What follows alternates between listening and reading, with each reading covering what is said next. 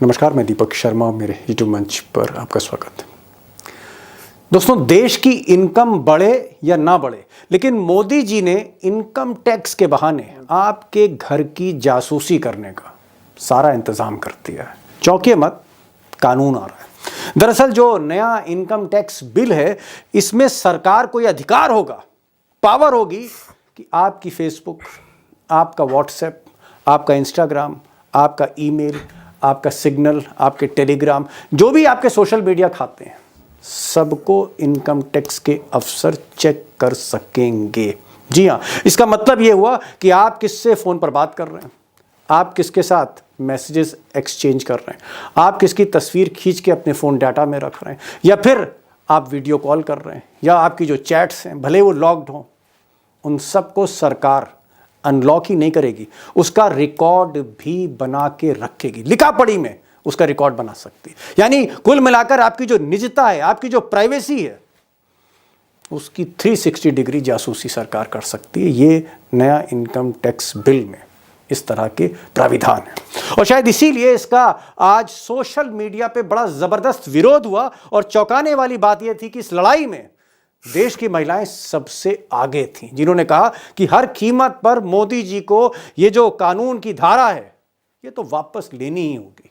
The new feature in this income tax bill, it can legally hack into your personal account. This is a warning for all of us. देखिए दीपक जी, सबसे बड़ी बात यह है, ये मेरी निजता का हनन है। मैं किससे क्या बात कर रही हूँ, अपने दुख के बारे में किसी से बात कर रही हूँ, मेरा अफेयर किसी के साथ चल रहा है, ये मोदी जी को जानने की जरूरत है क्या?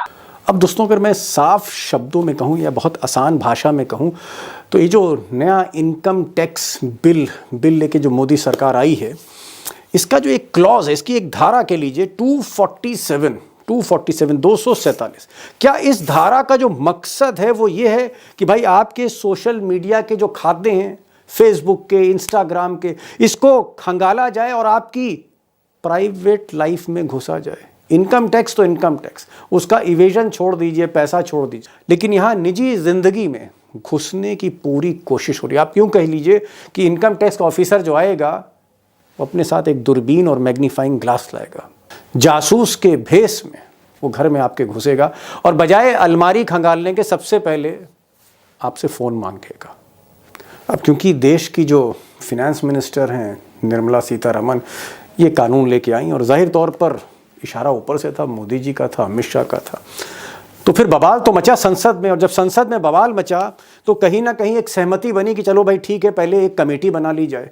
तो ये जो नया इनकम टैक्स का बिल है, फिलहाल ये एक सेलेक्ट कमेटी को दिया गया, जिसमें हर पार्टी के सांसद हैं, और आज उसकी हंगामेदार बैठक थी। लेकिन कांग्रेस और विपक्ष का कहना है कि भाई ये जो धारा है सोशल मीडिया वाली, ये जो ताक झांक की धारा है, ये जो जासूसी वाली धारा है, इसको हटाइए।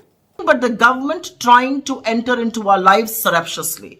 This is nothing but the government trying to take control through the back door entry. This is nothing but the government trying to make India a surveillance state. अब दोस्तों, मैं ये नहीं कह रहा हूँ कि अगर कोई कानून इनकम टैक्स का ही अगर 50-60 साल पुराना है, उसमें चेंजेस लाने चाहिए समय के हिसाब से। और अगर कोई पैसा छुपा रहा है, इनकम टैक्स इवेशन कर रहा है, पैसा नहीं दे रहा है, इनकम टैक्स रिटर्न फाइल नहीं कर रहा है, पैसा छुपा रहा है, तो उसको इनकम टैक्स देना चाहिए, इनकम टैक्स भरना चाहिए। लेकिन अभी तक क्या होता था, अभी तक अगर छापा पड़ता था किसी सेठ के यहाँ, किसी के यहाँ भी, तो इनकम टैक्स ऑफिसर जो है वो बैंक के खाते मांगते थे, पैन कार्ड मांगते थे, अलमारी चेक करते थे, संदूक चेक करते थे, कैश देखते थे। लेकिन अब क्या होगा, अब ये सब तो होगा, लेकिन एक नई चीज़ होगी, और नई चीज़ ये होगी कि जो 247 क्लॉज है, इसके तहत सबसे पहले जो अफसर है वो घर में जाके आपसे कहेगा कि भाई जरा मोबाइल फ़ोन लाइए, जरा भाई ये फेसबुक खोलिए, इसका पासवर्ड बताइए, आपके फेसबुक का पासवर्ड क्या है, आपके इंस्टाग्राम का पासवर्ड क्या है, ये जरा व्हाट्सएप की जो चैट है इसको अनलॉक करिए, हम सारी चैट्स देखना चाहते हैं, और ये जो वीडियो कॉल है इसका ज़रा डेटा मेरे को दीजिए, और ये जो आपके और अकाउंट्स हैं ईमेल्स के, ये ईमेल का भी पासवर्ड हमें दीजिए। वो सारे पासवर्ड कानूनी तौर पर आपसे मांग सकता है। आपने किससे चैट करी, आपने किसकी तस्वीर ली, आपकी तस्वीरें कहाँ पर हैं, रखी हुई हैं, अगर आपने उसको पासवर्ड से लॉक कर दिया तो पासवर्ड देना पड़ेगा।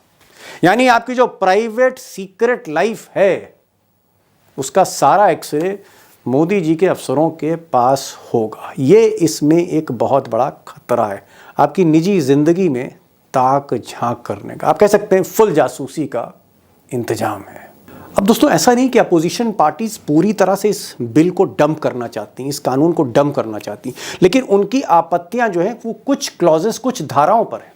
अपोजिशन का मानना है कि भाई ये आप किसी ना किसी तरह से, किसी बहाने से आप लोगों की जासूसी करना चाहते हैं, आप लोगों की प्राइवेट लाइफ में घुसना चाहते हैं, क्योंकि सुप्रीम कोर्ट के कई फैसले, बल्कि सैकड़ों ऐसे फैसले हैं जहां सुप्रीम कोर्ट ने, चाहे पुलिस हो, चाहे सीबीआई हो, चाहे ईडी हो, कोई भी इन्वेस्टिगेटिव एजेंसी हो, उसको हमेशा हमेशा टोका है कि आप किसी से मोबाइल फ़ोन मांग के या फेसबुक के पासवर्ड मांग के उसकी प्राइवेट लाइफ में नहीं झांक सकते।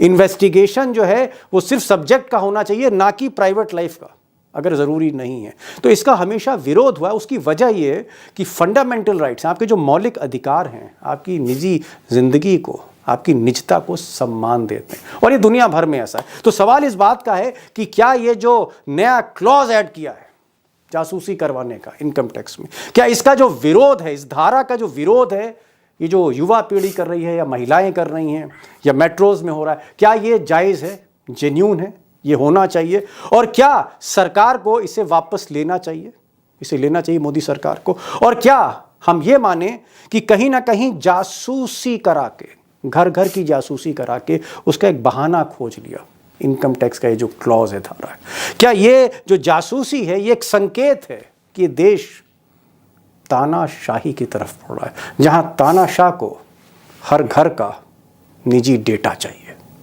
अब दोस्तों आज का जो सब्जेक्ट है, टॉपिक है, बड़ा ही सेंसिटिव है, बड़ा पेचीदा है, कॉम्प्लेक्स है। एक तरफ अर्थ है, टैक्स है, पैसा है, और दूसरी तरफ निजता है, प्राइवेसी है। जी हाँ, तो इसलिए मैंने आज कोशिश करी है इसको बैलेंस करूं। अखिल स्वामी साहब आपको टैक्स और बाकी जो मामले हैं उसको थोड़ा सा आसानी से समझाएंगे, और क्योंकि महिलाएं विरोध कर रही हैं, प्राइवेसी का मामला है, निजता का मामला है, इंडिपेंडेंस की बात है, मैंने आज सुजाता पॉल जी को भी बुलाया है, सोशल एक्टिविस्ट हैं, उनको भी सुनिए और आप तय करिए कि क्या वाकई ये जो कानून की जो धारा है इसका मकसद घर में दीवार में छेद करके अंदर झांकना है, चश्मा लगा के, टोपी लगा के, जासूस बन के झांकना है आपकी ज़िंदगी में कि आप किससे बात कर रहे हैं, क्या बात कर रहे हैं, या आपका अफेयर किससे, चलिए ये भी मान लेते हैं। तो ये जो निजता है, क्या इसको भेदने की कोशिश है युवा पीढ़ी की खासकर, और क्या इसका विरोध होना चाहिए? कहीं ना कहीं हर आदमी को एक प्राइवेसी का हक है। कैसा है, सुनिए हमारे पैनलिस्ट एक्सपर्ट्स को। सुजाता जी, अगर मोदी जी की इनकम टैक्स या मोदी जी की जो सरकार है, अगर वो आपके घर तक आना चाह रही है, उनको लगता है कि सुजाता जी आपने कहीं ना कहीं टैक्स बचा रही हैं, अगर वो आके कोई इंस्पेक्टर आता है, ऑफिसर आता है और वो कहता है कि भाई अलमारी तो बाद में चेक करेंगे, पहले अपना मोबाइल फ़ोन दे दीजिए, जरा आपकी फेसबुक भी देख लें, जरा आपकी वीडियो चैट भी देख लें, तो इस पर आपको ऐतराज क्या है सुजाता जी? देखिए, सबसे बड़ी बात यह है दीपक जी कि प्रधानमंत्री जब से आए हैं 2014 के बाद, उनका काम है कि लोगों के ऊपर कंट्रोल कैसे बनाए, ताकि किसी की भी कोई बात जो है वो उनको पता हो। आपने देखा है ना कि जब डीमोनेटाइजेशन हुआ तब भी उन्होंने कहा कि सबके फोन रखवा लिए थे, केवल उनको पता था। इसलिए उनको हर एक के घर के अंदर घुसना है, क्योंकि परिवार के अंदर क्या होता है शायद इसकी समझ उन्हें थोड़ी सी कम है।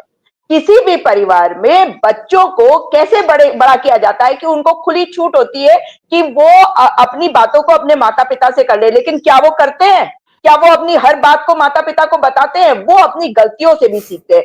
मगर ये सरकार चाहती है कि पितृ सत्ता से ग्रसित समाज में महिलाओं से जो घृणा करते हैं उसी का नाम आरएसएस भी है, और वही तरीका ये अपना रहे हैं। वरना आप मुझे बताइए कि अब तक अगर आपने देखा हो तो शाहीन बाग की महिलाओं को कैसे न केवल डिमोरलाइज करा गया, डेरोगेट करा गया। क्यों? क्योंकि एक दूसरे समाज की थी तो आपने उनको टारगेट कर लिया। लेकिन जब वो हिंदुओं की बात करते हैं तो क्या कहते हैं कि ज्यादा बच्चे पैदा करो, घर में रहो, किचन में रहो। और इसीलिए मैं मानती हूं कि जो मोदी जी कर रहे हैं वही आरएसएस भी चाहती है, और ये इनकी सोची समझी साजिश भी है। नहीं, लेकिन सुजाता जी, महिलाएं इतना विरोध क्यों कर रही? मैं इसको जेंडर इशू नहीं बना रहा हूं, लेकिन मैंने ट्विटर पे देखा बकायदा ट्रेंड हो रहा है, और चाहे वो कांग्रेस पार्टी की कार्यकर्ता हो या नेता हो या किसी और पार्टी की हो या एनजीओ की हो, महिलाएं ज्यादातर इसका विरोध कर रही हैं कि भाई सोशल मीडिया, फेसबुक हो, इंस्टाग्राम हो या बाकी हमारा व्हाट्सएप जो है